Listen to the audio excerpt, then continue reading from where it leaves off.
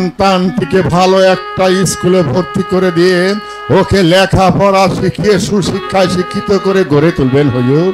বলো মানিক মাঝি তোমার তৃতীয় শর্ত?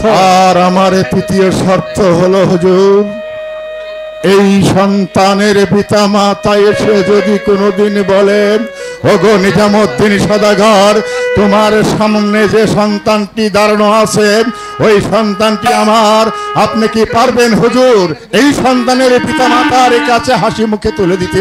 পারবো পারবো মানিক মাঝি, আমি তোমার গায়ে স্পর্শ করে বলছি, যদি কোনোদিন ওর পিতামাতা ওর দাবি নিয়ে আমার কাছে আসে সেদিন আমি হাসি মুখে ওকে তাদের বুকে তুলে দেব। আমি আপনার কথা শুনে অনেক মুগ্ধ হয়েছি হুজুর। হুজুর বলো। ওরে ওরে দাদু ভাই, তোকে আমি বন হতে তুলে নিয়ে এসেছিলাম, তোকে যে লালনে পালনে করবো সে ভাগ্য যে আর আমার নেই, তাই তাই আমি তোমাকে ওই নিজামুদ্দিন সওদাগরের হাতে তুলে দিয়েছি। ওগো দাদু ভাই, তুমি নিজামুদ্দিন সওদাগরের কোলে যাবে।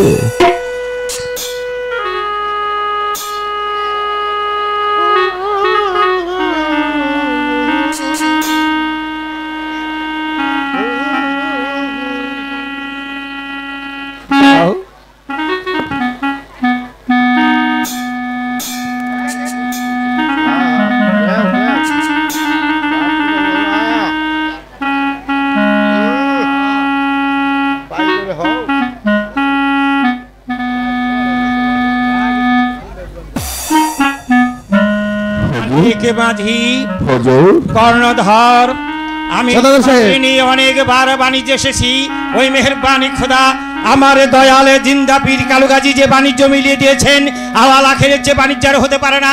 তোমরা মাঝি মাল্লাদের মঙ্গল তুলে পালুরিয়ে দিতে এবার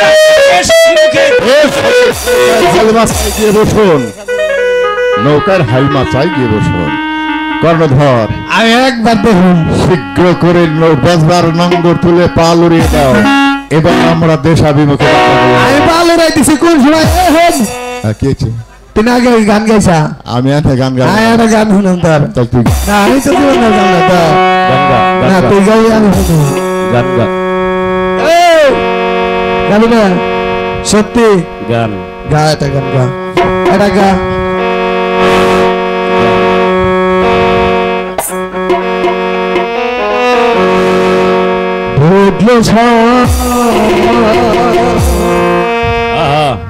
গরে রে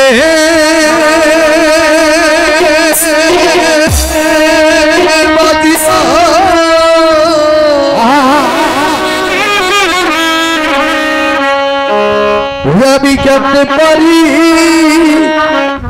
ধরি